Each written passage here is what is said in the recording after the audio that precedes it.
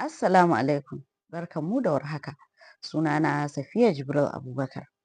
Ko da aka ce ku dinga magana mai daɗi, ku dinga tausasa kalamai idan za ku yi magana da 'ya'yanku.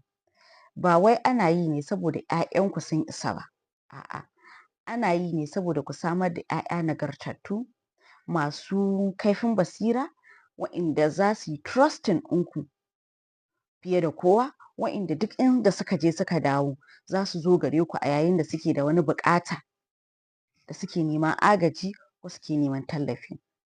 Ki hango kin ɗauki shekara ɗaya baki faɗin ma ɗanki wani negative magana ba, baki zage shi ba, baki aibanta shi ba, sannan baki kushe shi ba.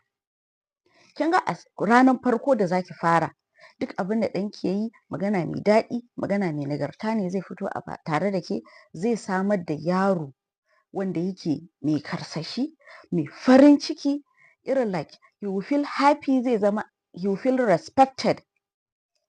Idan ko kika juri yi har na sati ɗaya, a lokacin za ki samar da yaro ne wanda yana da respect, wanda yake da connection mai ƙarfi tsakaninku, wanda zai iya opening up ya faɗa miki damuwar shi. Sati ɗaya fa kawai kika ɗauka kina gaya mishi magana mai daɗi. To idan kuwa aka yi wata kina baki daina ba, a watan nan shi ma ɗabi'un shi za ku ga ya fara canzawa. Zai zama yaro yana da mai kazar-kazar, yaro mai ƙoƙari, yaro mai hazaƙa, yaron da ba zai ji tsoron yin kowane irin abu duk wahalansa. Ko a makaranta za ki ga performance ɗin shi ya ƙaru, wayon shi zai ƙaru, sannan za ki ga irin like zai zama mutum ne da yake da mutum that yake da vibes, zai iya yin abubuwa cikin sauri, cikin nagarta, cikin jin daɗi. Ko da ko za a shekara, ba respected yaro kaɗai za ki samu ba, za ki samu yaro ya zama miki, ya zama aminin ki, ki zama aminin shi, ko ya zama aminin ka, ka zama aminin shi.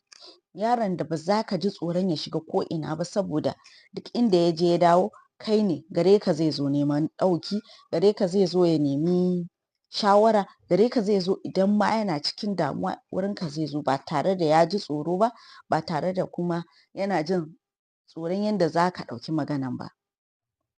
Dukkanku masu reno ne.